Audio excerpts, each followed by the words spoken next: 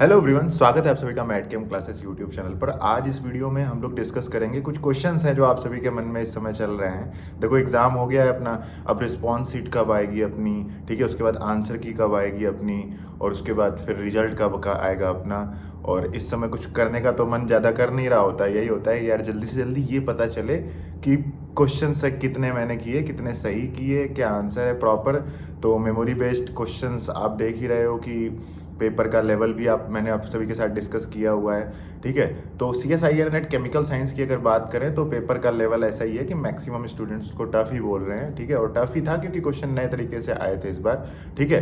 तो cut off क्या होगी और रिस्पॉन्स शीट कब मिलेगी हम लोग को, आंसर की कब आएगी, रिजल्ट कब आएगा, ये चार बातें आप सभी को अगर एक बार क्लियर हो जाए तो आप लोगों को क्या है कि भाई अभी आगे एक असिस्टेंट प्रोफेसर की जॉब आने वाली है, ठीक है। तो नेट क्वालिफाई हो जाए, अगर इस बार नहीं हो रहा है तो अगली बार के लिए तैयारी शुरू कर दें अभी से।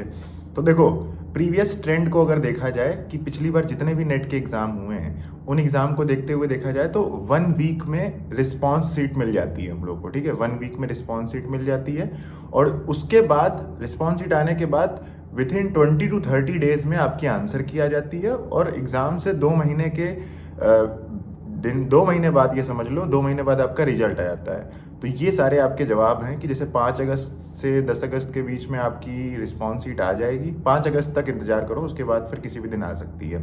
फिर वैसे ही 25 अगस्त से लेके अगस्त के एंड तक आपकी रिस्पॉन्स शीट भी आ सकती है। और इस बार थोड़ा जल्दी आएगी क्योंकि एग्ज़ाम ऑलरेडी 1 महीने पोस्टपोन हो गया था, तो थोड़ा जल्दी ही होगा। 5 अगस्त तक रिस्पॉन्स शीट आनी चाहिए, 25 अगस्त तक आपकी आंसर की आ जानी चाहिए, और सितंबर मिड में या सितंबर के एंड में ही आपका रिजल्ट आ जाएगा, ठीक है। तो मेमोरी बेस्ड क्वेश्चन की जगह हम लोग मैट केम क्लासेस की यूट्यूब चैनल पर जब रिस्पॉन्स शीट आएगी तो प्रॉपरली एक बार में सारे क्वेश्चंस आपको वहाँ पे डिटेल में वीडियो सोल्यूशन दे देंगे, ठीक है। और क्वेश्चन जैसे मैक्सिमम अभी तक देखे हैं, जैसे मैं भी देख कर आया था पेपर में, तो कट ऑफ की बात कर लेते हैं। बहुत अपने मन में सवाल है कि यार कट ऑफ एक बार पता चल जाए, थोड़ा सा आइडिया लग जाए, ठीक है। तो कट ऑफ का ऐसा है कि अगर मैं जनरल कैटेगरी में CSIR नेट केमिकल साइंस की अनरिजर्व कैटेगरी में JRF की बात करता हूं तो देखो, बहुत ज़्यादा से ज़्यादा 105 तक जा सकती है कट ऑफ, और कम से कम 95 तक भी जा सकती है। तो 95 to 105 एक क्लोज वो है, और हो सकता है इसके बीच में ही आए, ऐसे 99 से लेकर 103 तक भी कट ऑफ जा सकती है JRF की, ठीक है। तो ये कट ऑफ रेंज रहेगी आपकी किसकी, 95 से 105 तक JRF की। और LS की बात करते हैं तो वही 90 से लेके 95, ठीक, या फिर 88 85 भी चली गई तो बहुत बड़ी बात है। 85 से 95 बोल दूंगा तो बहुत बड़ा रेंज हो गया, हमेशा वहीं कट ऑफ आती है।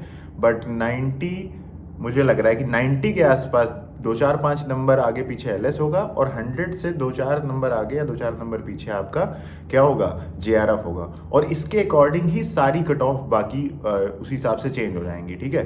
तो बाकी कैटेगरीज के लिए कट ऑफ के लिए हम लोगों ने नीचे 5 ईयर कट ऑफ का ट्रेंड एनालिसिस देखा है, तो उस वीडियो को एक बार देख लेना जाके, उसमें 5 साल की कट ऑफ एक साथ लिखी है, और उसमें मेरी जनरल वाली ये सेट कर देना, तो अपने मन से आपको प्रॉपर आइडिया मिल जाएगा।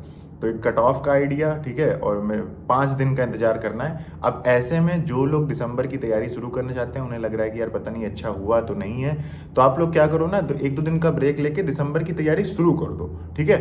और जब रिजल्ट आ जाएगा तो ठीक है, हो गया तो ठीक है, नहीं हुआ तो अच्छी बात, मतलब अच्छी बात तो नहीं है, नहीं हुआ तो भाई तैयारी आपकी स्टार्टिंग से ही चलती रहेगी।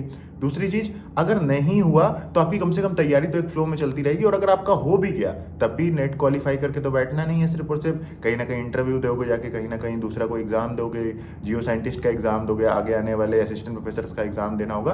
तो पूरे CSIR नेट के सिलेबस को तो हमेशा अपने हाथ में अब रखना ही है जब तक हम लोग की जॉब नहीं लगती है। तो इसलिए 2-4 दिन का गैप लेके अपने हिसाब से जहाँ जो टॉपिक तुम्हें लग रहे हैं कि इन पे कमी थी, इन पे जरूरत है काम करने की, तो वहां से शुरू कर दो, ठीक है। और इस हिसाब से शुरू कर दो कि हो गया तो असिस्टेंट प्रोफेसर या फिर जो भी इंटरव्यू देंगे उसके लिए काम आएगा, UPSC जियो साइंटिस्ट के लिए काम आएगा, आगे काम आएगा। और अगर नहीं हुआ तो फिर ये तो कवर करना ही था, ठीक है। तो ये कंफ्यूजन हम आप लोग सब अपने दूर कर लीजिए। 2-4 दिन आराम से, अगर पढ़ने का मन कम कर रहा है तो कोई बात नहीं, अभी रिलैक्स करिए।